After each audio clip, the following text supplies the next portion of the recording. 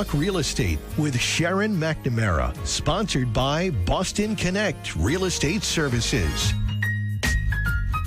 Hi, I'm Sharon McNamara, and you are listening to Talk Real Estate Roundtable. Let me share a little bit about my background before we get started.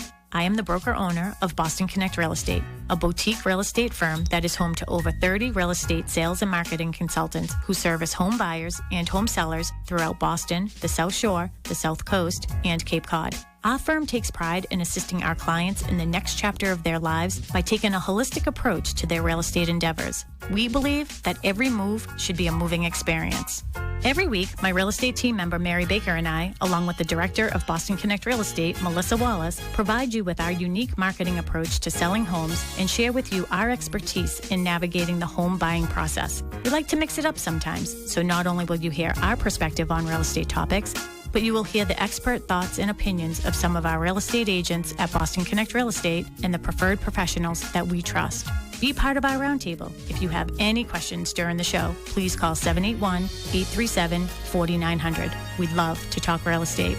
Follow us on Facebook, Instagram, and wherever you listen to podcasts at Talk Real Estate Roundtable. If you would like a one-on-one consultation with me and my team or one of the dedicated agents at Boston Connect Real Estate to discuss your real estate needs, you can connect with us at bostonconnect.com or 781-826-8000. Now, sit back, relax, take good notes, and let's talk real estate. And hello to all our South Shore neighbors. You are listening to Talk Real Estate Roundtable with the McNamara Broker team here at Boston Connect Real Estate. My name is Melissa Wallace, and I am joined in studio with my team member, Sharon McNamara. Hello. I almost called you Sharon Baker. We might sound a little funny tonight because we're trying to get Zoom to work. They changed their settings, so we're on my cell phone talking with Ben. So, Ben, can you hear me okay? Loud and clear, Melissa. Oh, perfect. We could literally be anywhere in the world right now, and yet we're still in the studio on the phone. But tonight we're going to be talking about waterproofing and water in basements and everything. Sharon's working on Zoom, but Sharon has a story for everybody. Something happened last week that sort of sparked this topic for tonight. We did have, who was it? Somebody from last year. His name's Tim, right? Yeah. Tim O'Brien from Watchman Waterproofing on a couple of times during our sort of old program that we did before Mary and I joined Sharon. But so maybe he'll call in or give us a little tips or something. And I know you reached out to Steve Cook, who's been on the show a few times from Imperial Inspection Services. Yes, and he actually might be calling in tonight. Oh, perfect. So, yes, I don't know. Yeah, I don't know how we're going to do that now. We'll have to figure that out. You keep talking into the microphone. I know. I'm going to do that until 7 o'clock, just talking to the microphone and not into my phone. But I'm sure Ben will let us know if we don't sound all right. Right, Ben? You have no problem. Absolutely. And you know what? For being on the phone, we sound very good. And we do have Steve Cook with us on the line, too, if I push this button and it works appropriately. Okay, so why don't you just give us a couple more minutes just to sort of let our listeners know a little bit about how they can reach us and see all of our past shows and how they can find us on social media and all that good stuff. And then, Ben, any chance that we can take maybe a quick, just a commercial break of any type for maybe a minute and 2 minutes and see if the Zoom thing works again? I'm sure we can. Give me just a second to throw that together for you. Yeah, all right. Perfect. Well, good. Melissa will tell everybody how they can find us. Yeah, so if you want to listen to any of our past shows, you can go to talkrealestateroundtable.com, and you can listen to our podcast there. If you have the podcast app, we're on Spotify, iTunes, all that stuff. You can go to bostonconnect.com, find all of our contact information, or find us on social media. We're McNamara Broker Team and Boston Connect Real Estate. Like I said, Sharon is going to be getting into sort of a story that happened to one of our clients this past weekend, or the weekend before, rather, having to do with water in the basement. So we wanted to talk about waterproofing your basement. What are the signs that you have water in your basement? How can you get water? How can you get rid of water? All that fun stuff. So I'm not afraid of water, but I am afraid of the ocean. I have told Sharon that many times because I think that a whale is going to come up and swallow me whole. But that won't happen in a basement. I actually have another client that actually has this fear of water, and he has like gallons of water everywhere stored. So he's afraid of running out of water, but he's also afraid of having water in the basement. I was like, if he's afraid of water, why does he have water all around him? So he's afraid of not having enough water. And you know what? We could have had Mark McNamara join us with, we sort of talked about it last week about, draining a tub. Mm-hmm. That has to do with water. Yep. All right. So, Sharon, do you want to sort of just, I know we're going to be doing a little bit of a break, but do you want to sort of give a snippet about, why we're doing this topic tonight? Sure. So we decided to come up with this topic tonight just because actually I was online and I saw every Friday you do our newsletter for all the agents, and you, it's always something funny. And I came across that one. So I came across a cartoon the other day that was quite funny, and it was a woman sitting in a chair cartoon, and she's holding up the newspaper, and it just says weathered, and the guy is looking out of his window, but like it's filled up to the top, and it looks like he's looking into an aquarium, and there's a little fish in there, and it's like, have we had much water? So we've had record-breaking water in July, here in our area and in Boston, of course, and lots of people talking about getting water in the basement and water everywhere. So I did have a client that called me last week and said that he did have some water that was coming in, and then he couldn't stop it. He couldn't control it. It was getting out of hand. And then I actually just ended up going over there, even though, I can't stop water from coming in. Mm-hmm. And then you brought backup. I brought backup. I brought Mr. Mark McNamara with me because, we're like, is this like something, if it's not raining anymore, the water must be coming from up, in the ground. So there must be a crack in the foundation or something like that. Actually, I'm glad Steve is actually on the phone with us. He's going to be joining us right after we take this commercial break. But he actually did the home inspection at this house. Yeah. And he did discover, he's like, they definitely had water here before. Yeah. Well, that was actually one of the first questions that I asked you after you told me the story was, did they have a home inspection? First thing, everybody should have a home inspection. Yeah. So that's what we were trying to stop all the water. And ultimately, it ended up not even being rainwater or groundwater. The water heater went. Mm-hmm. Well, we'll get into how you can get water in your basement, not just from the sky. Exactly. So, Ben, any chance of taking that quick break before we get Steve on and really get into this? Let's go. All right. Sounds great.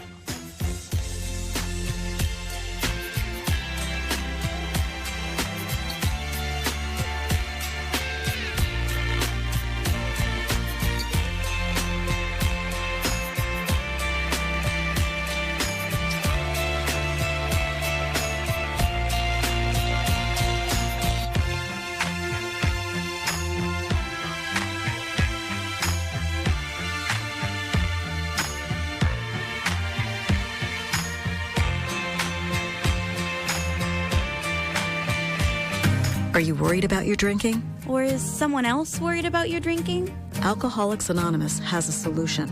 There is no shame in living with a disease called alcoholism. Regardless of your age, employment, or any other circumstances in your life, you deserve help from other individuals who understand what you are going through. Alcoholics Anonymous is here for you 24/7 at aa.org. Find online meetings at aaboston.org. I'm Peter Brown of Tiny & Sons Auto Glass in Pembroke. People ask me, is there anything they can do to prevent getting a broken windshield? Is there anything I can do to prevent getting a broken windshield? See? There is. Those big gravel trucks, when they're being loaded, rocks get stuck in the framework of the bed. Truck hits a bump, rock hits your windshield. It pays to stay way back. It pays to stay way back. However, if your windshield is broken, just call 1-888-64-TINIES. And thank you. We now return to Talk Real Estate, sponsored by Boston Connect Real Estate Services on 95.9 WATD.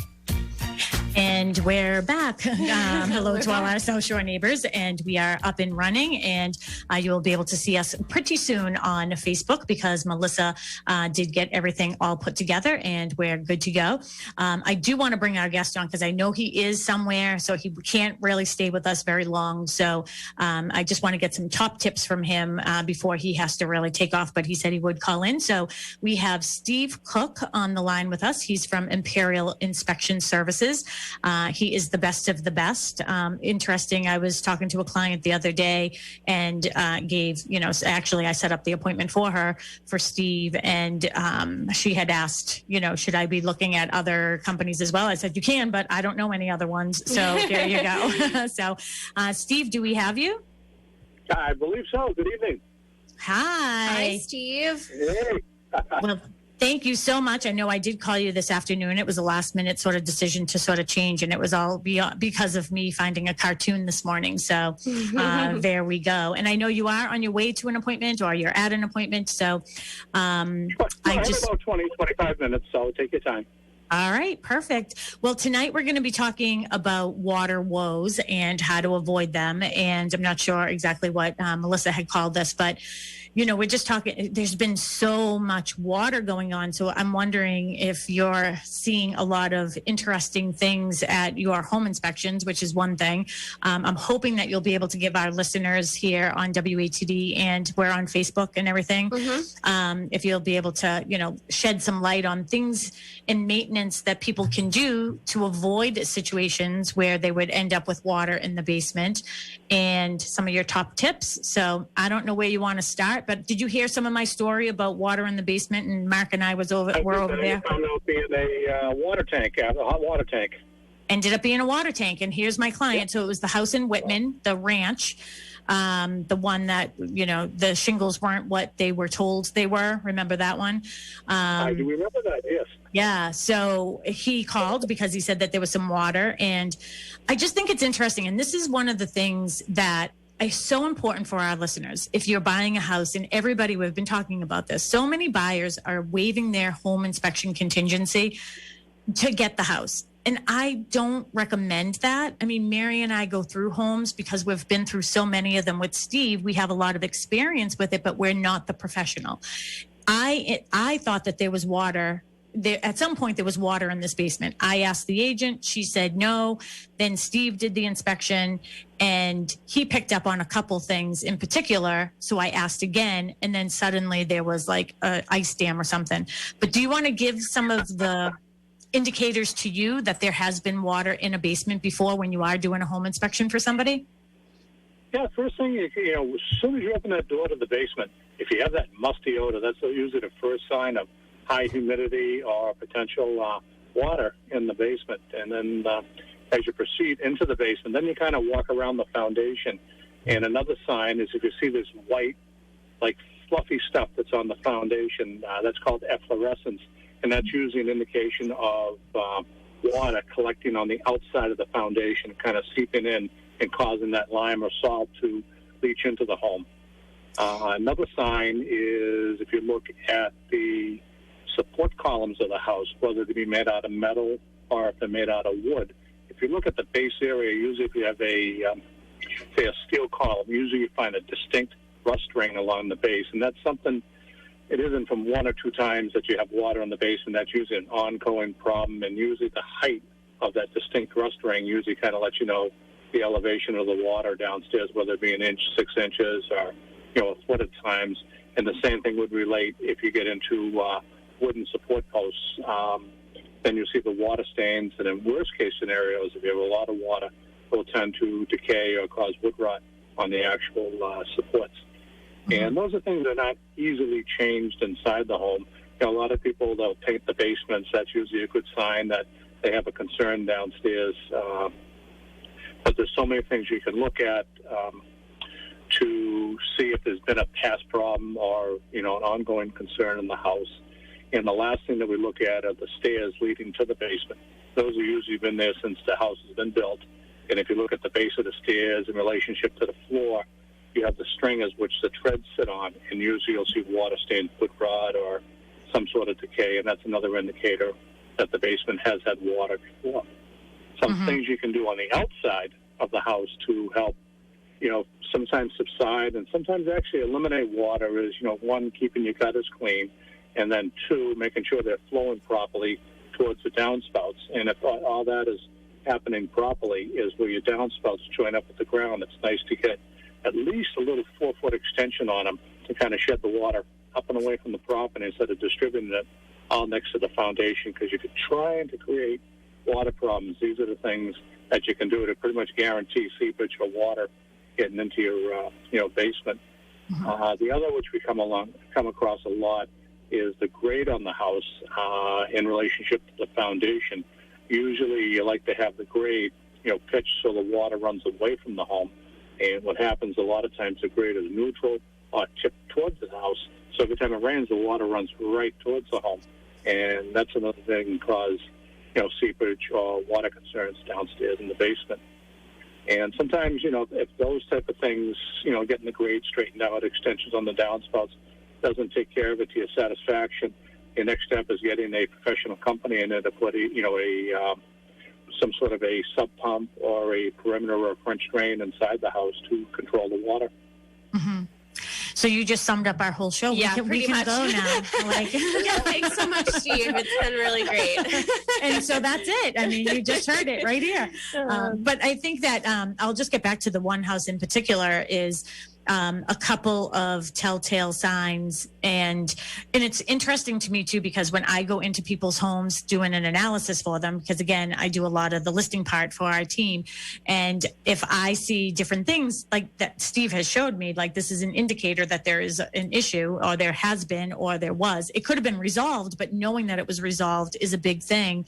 And that's why when I tell people, and I'm sure all of our WATD listeners and Facebook fans out there or whatever they are actually probably sick of hearing me say this, but I go through somebody's home with the eyes of a buyer because buyers are looking for what's wrong, not for what's right. So if I'm walking through a basement and I see, let's just say it's a finished basement and I can see like wood jams, they're all punky on the corners and you can see there was water at one point. You can actually see the height of it. Yeah. And also like it sucks up into the sheetrock or wood. Like some of the older homes, I was in an older home recently and I saw it in the wood. So it had been there. Now, when it happened, these people didn't happen to know, but I was like, well, it did happen at some time.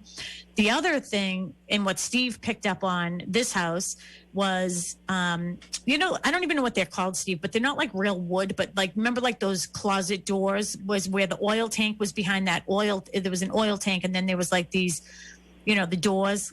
Yeah, they're just kind of made out of like a cardboard base or a masonite type material, and they're like a sponge. As soon as they get a little bit of moisture in them, they tend to be like a brand new sponge from Stop and Shop will just absorb the water and starting to, get thicker, and then it separates from the frame. Yeah. So that happened. And then the other telltale that Steve picked up on this house that I didn't notice, I noticed because you could see like the brown stain on the bottom. Yeah.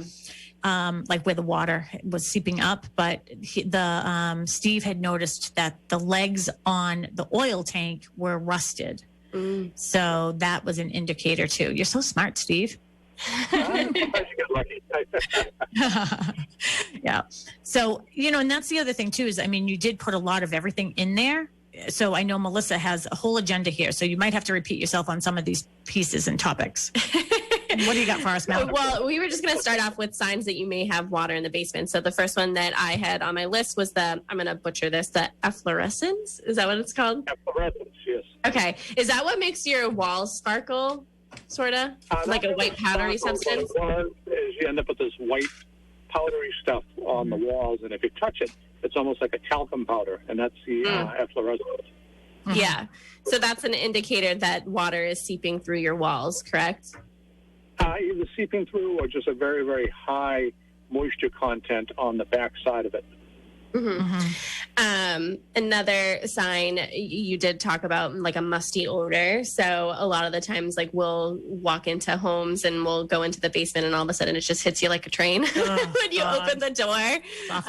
So like you can put a dehumidifier down there and stuff like that, but it's not, obviously that's not going to get rid of the issue, but it is an indicator that you have water somewhere in the basement.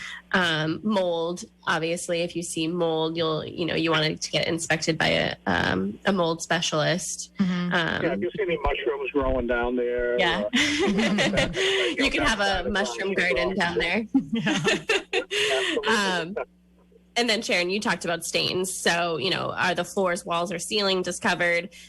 Most of the stains are like a yellowish brown or like brown, even black or green. Well, one of the other things too, I'm just thinking of this one house. And again, we did bring up the fact that there was water, but when we went there the other day, it had like part of the floor was almost like a laminate floor, like wood laminate on one side of it, but the other had like these like vinyl tiles, but they were all like peeling up.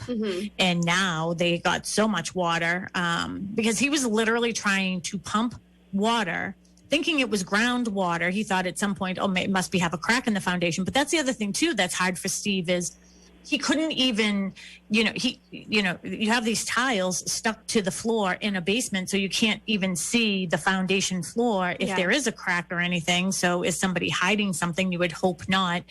But I said to him, after all this water, he's going to have to definitely, he called insurance company and everything. I'll have to follow up. It all has to come up because it's all underneath that. Yeah. It was a mess. Water's terrible. It gets underneath there and it actually, ruins the adhesive where everything's glued down to the floor. Yeah. You know what else, Steve, in this house? Well, it's not funny, but this is, first of all, my client, I love them. They're like family to me. Well, they are family to me. So it's my best friend's mother and stepfather. And, he had been thinking, I think I got the problem solved. One of the drains, like one of the gutters was going into like sort of this like drain down, wherever the downspout came down, but that got clogged. So he fixed it. So he was only getting like some dripping in the corner where this oil tank was. And then it stopped. And then like 5 days later, water started pouring in again. And he was like, it must be coming up from the ground. Like everything else is clear. I can't figure it out. So that's when Mark and I were like, all right, let us just go over there and just see what the heck is going on over there. And now I'm thinking, all right, this is going to be a 93A lawsuit because this chick definitely lied. Like if she was getting this much water, he was down there with a wet vac, just sucking up water for 5 days. Couldn't keep up with it. Couldn't figure out where it was coming from. Lo and behold, go around the corner and the water heater was gone. So he was literally just sucking up water against the tide. Yeah. Like he should have just been down to Nantasket Beach. He would have gotten further. Vacuum the beach. What were you saying, Steve? Yeah, that hot water tank just kept replacing the water that he's sucking up down below. Yeah. Or we just kept on going and going and going and going. So we finally got that shut off. Mark had to replace it, but there was water literally everywhere. Everything, it was a mess. Yeah. Water can cause a lot of damage if it's not taken care of properly, especially, and I think our past show with Watchman Waterproofing is on talkrealestateroundtable.com, or you can go into your podcast app and look for it. But they talk about how you can remediate the issue. So it's taking the water out and also making sure that you don't get water back in. So you're waterproofing your basement. Well, one of the interesting things too is, and I'm really concerned because they are older. So, I mean, she's going to be turning 80 in September. And I'm really concerned about mold and the amount of water that they were getting. And he called ServPro initially before he called me, which makes sense. And they said, well, we can't come out until you stop the water, Yeah. So, I mean, you just have to be careful because if that mold grows down there.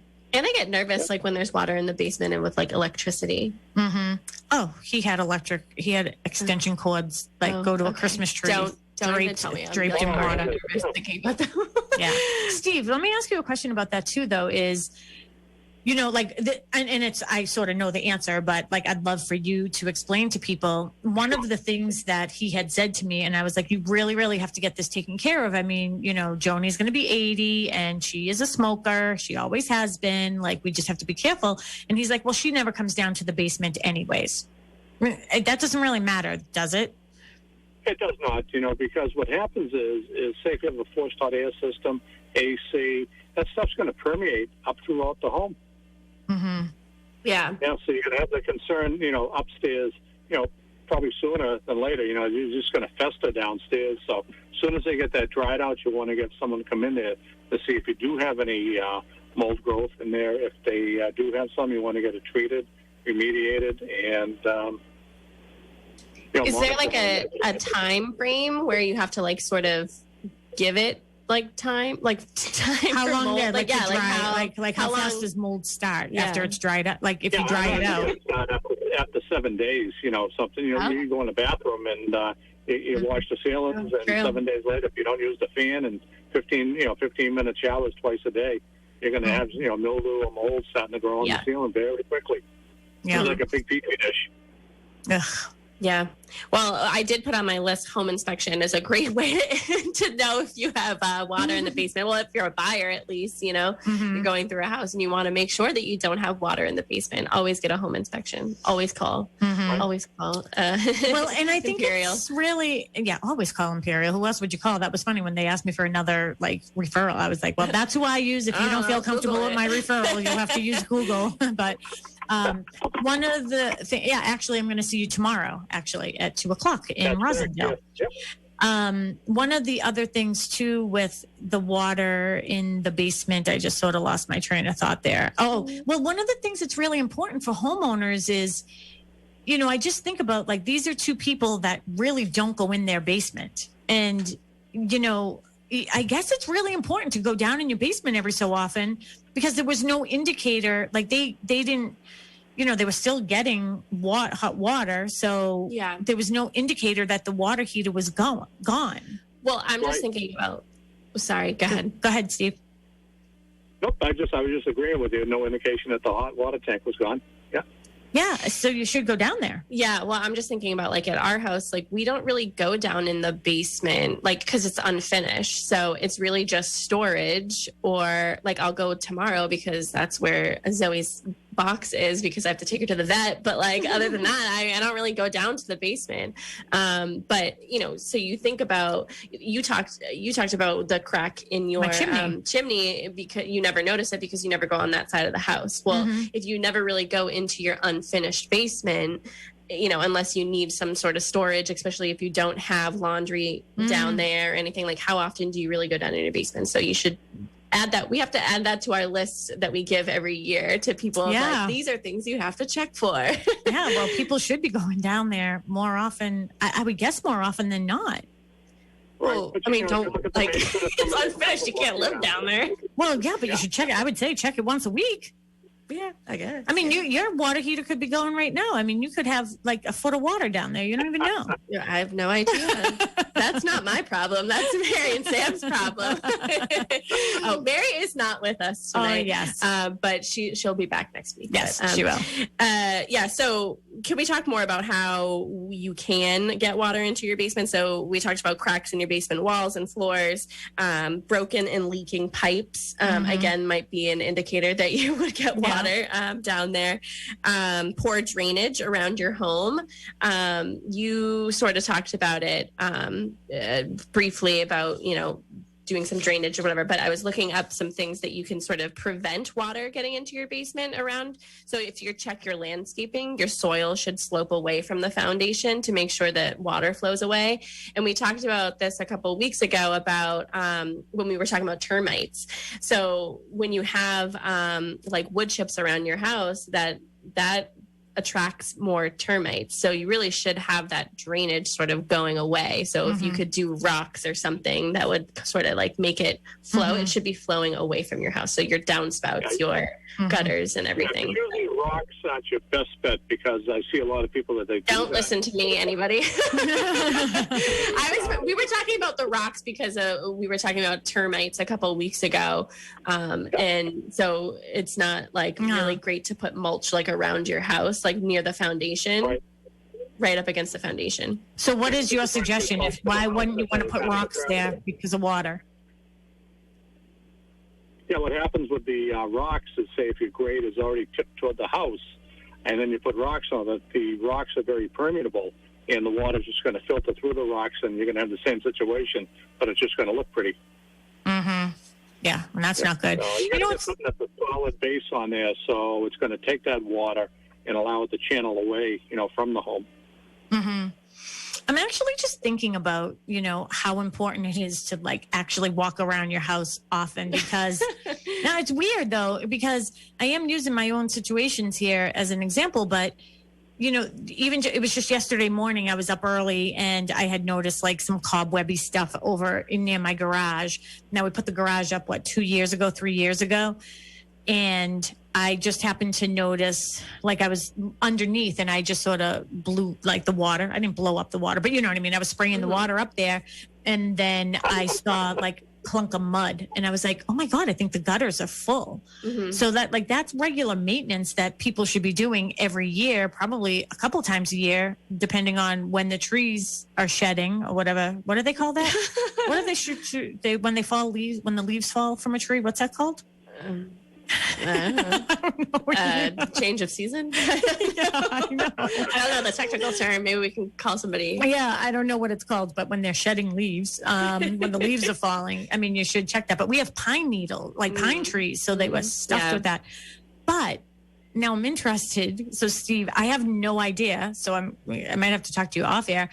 There's a corner of my house. I have a cape. So looking at the front of the house, there was some cobwebby thing. So I was like, all right, let me just spray those off with some water. But before that, I heard drip, drip, drip. Now we don't use our front door to go into the house. We use our side door. Yeah. And I was like, what is that? And I looked, Steve, right in the front of my house, there's you can see this wherever this water is coming from has been dripping for a very long time because it made a hole. Wow. Yeah. And I cannot figure out where it's coming from. My guess might be, I know we have an AC thing up in the attic. It must be that's something I should probably check. Yeah, maybe. You should probably tell. It might be a condensation drain tube from the air conditioner for the condensation to go out, because a lot of times they'll tie that into a gutter, and that's why on a dry day and you have your AC running, you'll see water coming out of your downspouts. That's just a condensate from the AC unit. All right. So that's probably what it is. So Michelle Fay, who is a full-time real estate agent here at Boston Connect Real Estate, is watching us live on Facebook. And she said, hi, I did once when I first bought my house and the contractor put dirt up against the foundation and haven't had any since. So the house that you're in right now, I wonder? Yeah. Yeah. So I was her buyer's agent on that. So the contractor put dirt up. So maybe it wasn't graded the right way. Yeah, maybe. Steve, how does water get through cement? If you have a concrete foundation, water can just get through cement. It just finds its way through anything. Concrete, but what it does is those are the signs that there's a lot of water collection on the back side of those concrete foundations. And say if you do have a crack in the foundation, that will find it and kind of make its way into the house. And then the other is if you put enough water on the outside, sometimes the water will tend to come up between where the floor joins up with the foundation wall. There's always a little bit of a gap or a seam there. And if you put enough water pressure on there, it will come up through there too. Interesting. The more you know. I know. I want that rainbow thing that on NBC. The more you know. Oh yeah. Well, right now, can you see me? I'm in a daze right now because what? I'm because I'm thinking about all the different areas where you could get water.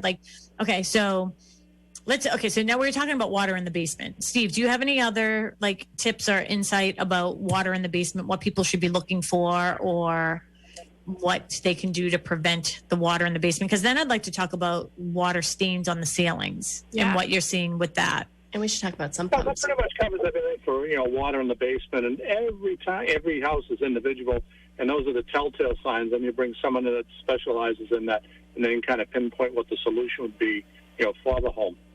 Mm-hmm. I know sometimes too, Steve, I've heard you. I remember one time I was with you. This is where my mind is scattered. I'm sorry to all IWATD listeners. You are listening to Talk Real Estate Roundtable. You're listening to myself, Sharon McNamara. I'm the broker owner of Boston Connect Real Estate here on the South Shore, along with the director of operations and everything else that happens in this building, and with our agents, Melissa Wallace. Again, with Steve Cook from Imperial Inspection Services, the best of the best. And I'm not lying. I wouldn't refer him if I thought that he was not a good one. So the only one that I would ever trust my clients or my family to. And we're talking about water woes and how to prevent water woes in your house. But what are we going to just say something about water? So like water's on the ceiling. Yeah, water in the ceiling. But, I know, in the basement, one other thing. I remember being with you one time, and there was actually like a mud level on something. Like you could actually see. I mean, you know what it was? I think it was on the furnace, the water heater. It was on one of the boiler or something. And Steve, you were like, there must have been water at some point. Like, so he's looking for everything. And I think homeowners think that they can get away with it. Yeah, we take the cover off the boiler. A lot of times if the homeowner's, trying to clean something up, they'll do the outside of the boiler, but they don't know the inside. That we take a look, and then you open up the boiler, and then right on the inside, you'll see this almost like a silt line, 6 to 12 inches off the floor, and then you can say, geez, you've had water at this depth, a few times, and then you can usually count how many times where the silt line is. Yeah. See, it's so interesting. It was almost like being in the Grand Canyon with him, and he was like counting the layers of like earth. But that, again, you hate to think that somebody is being, that they're just, that they're not disclosing everything. But as listing agents, people will ask me questions, and my response is always, the seller has informed me. I have never lived here. I don't know. So, to think that, somebody would take the time to wash the outside of a boiler, not realizing we're looking on the inside too. So that's sort of scary. So water in ceilings. Can we talk about that, or did you have other things, Mel? You can talk about water in ceilings. I don't know anything about it. Okay. Yeah, I'm just sort of curious because we're just talking about water, but what made me think about it is my AC condenser being up in my attic. Mm-hmm. That should probably be checked every so often, right? I would think. Right. Yeah. Usually once a year, when you change the filter up there, you want to see if anything's been overflowing. You look at the condensation overflow pan, and a lot of times if you have a concern, you'll see rust inside there, or sometimes, physical water. And those are things, when you first fire it up, after, say, an hour running, you may just want to poke your head back up there. Just make sure that the water's draining off properly. The insulation hasn't fallen off the low-pressure line, and it's not dripping all over the place. And yeah. When I turned the AC on for the first time in the office this year, I called Mark before to get permission. It's like, you don't have to call me. And I'm like, no, I'm just more like, I want to know, is it going to blow up, or like water going to come through the ceiling? Like, I just want to make sure that doesn't happen before I turn it on. But he gave me the go, and he's like, I'll check on it later. So, oh boy. So I got permission from Mr. McNamara. Yes. Because I think our condenser is up there too, right? Is it the condenser that's up there? Because I feel like the condenser is outside. Something is in the attic. The condenser's outside, and the air handler or evaporator is on the inside. Okay. All right. Yeah. What he said. Good thing I think it's that big thing outside that makes all the noise. Whatever he said. Yeah, that's what we're agreeing with. All right. So what are some of the other, with all this rain, let's talk about that. So what have you been seeing in some of the home inspections? I mean, have you been using your little moisture meter and seeing all kinds of things with all this weather? Yep, it just happened on the last call today when I was up in Quincy, and they had a finished-off basement downstairs, and the sheetrock was patched down below, and it was one of those, never had water downstairs, and lo and behold, we look at the backside of the sheetrock from the closet, and there was like mold growing down there, and then I put the moisture meter on it, and it was damp. The first time. So, yep. I mean, you don't get molds the first time that you get water. No, you don't. But, after, if it stays wet for a few weeks, that makes a perfect medium for it to grow. Mm-hmm. Can we talk about sump pumps for a second? Yeah, you can talk about anything you want. It's our show. So one of the things that I was looking up of like how you can get water in your basement is, so you put in a sump pump because you have gotten water, but then the sump pump fails. So that is an indicator that you're going to get some water in it. Mm-hmm. Do you have any like stories about sump pumps failing? So I do actually. And I mean, this is a good one too. I mean, we're staying in the basement for a while. So, getting rid of the water. I mean, Steve just gave all of our WATD listeners some ideas of, keeping how to keep water out of your house. But if it's coming up through the foundation, I Is that where it comes when you have groundwater? Like when you put the sump pump in? Is it just coming up through the ground? That will come right up through the bottom of the foundation, and sometimes there's cracks on the floor, and you've seen it before. The cracks in the basement floor has this white stain along it. That's the efflorescence, and through hydraulic loading, it's pushing the water up through those cracks, and that's what's making those white lines down below. So then that's when people would put in a sump pump, because then that would take the groundwater, and then you're usually just pushing it away from the house, right? So you're taking the water from out of the house and then like pump it out. What is trying to keep the water level below there. But, if you get into a bona fide system like Watchman does, they do a great job on the systems they put in. They usually put a battery backup on there. So in the event of a power failure, and that's when most of the time it's raining, you're getting the water, and the power fails, the pump isn't going to work. But they incorporate a 12-volt battery, which gives you backup, and that pump will kick in, and hopefully, the power will return, before you drain the battery and keep the basement somewhat dry. Yeah. So it's interesting because the building that we purchased for Boston Connect Real Estate right here in Pembroke Center is, I knew that they had water here, and I've known people, I've asked several times, did they have water? They said no, but there was every indicator that they did have water. But there is a sump pump down there, and it's interesting because we, knock on wood, haven't had any problem with water. And Mark, actually, it was the gutters were coming down and literally going into into the window wells. Into the window. But when we bought the building, there was a hose coming out of the sump pump, and somebody had cut a hole into the window, and the hose was just like hanging outside of the window, but like the water just dripped right out and went back into the window. So and then down the walls. So it didn't really do anything. It didn't do anything. It was sucking it out and putting it back in. So we haven't had an issue with that. But I did say to Mark this last storm, with all this rain this month, I was like, I would feel much better having a generator up at the office, or one of what Steve was just talking about with the battery backup. So that's on my list of things to do. But one of the things we did do is Mark did put in like a commercial grade dehumidifier here, just because it always just smelled. I hate the smell of a funky basement. It always smelled that way to me. So it's nice and dry now, though. Yeah. And it's cooler down there. Yeah. All right. What else so we got? No water in the basement here. Yep, exactly. But yeah, so we sort of talked about when a sump pump fails, a water heater fails. Oh yeah, I got another good story. Oh, okay. All right, listen. No, remember the one that the listing that we had down the Cape. Oh, yeah. And it was vacant. Yeah. And I don't know, Steve. I don't know if nope, Steve wouldn't have been involved in this because I was the listing agent. You were showing it, weren't you? Yeah. So what happened? We had all that snow, and down the Cape, they lost electricity for like 3 or 4 days. The house was vacant. Nobody had gone down there. And I was showing the property, so I show up, and I was go to bring him down into the basement, and no lie, there was up to my shins. Well, the part that you skipped of that story was you were showing the house, and they had literally just asked you, "Is there water? Have they gotten water in the basement?" And you said, "Well, my client has not indicated that they've gotten water in the basement. Open the door. There's water in the basement." And I go, and I guess swim in it. You could literally. I said, and the fishing is free, but it was very apparent what happened is when the electricity kept on going on and off and everything, and it blew out the sump pump. Yeah. And then the sump pump wasn't working and water was just gushing in. So yeah, that was not good. Yeah. I mean, I think the moral of the story is always, if you have a vacant property, you should always be checking in on it. There's alarms and things I think that you can get, you know what I mean? Yeah. So if it gets wet, like it would call you know. I would think that it would go out. They hook right up to your cell phone. They just sit on the floor and they hook in with your internet in your house or your Wi-Fi. And if the floor becomes damp, it will call your cell phone saying, "Hey, listen, your floor is wet. Yeah, you better go check it out."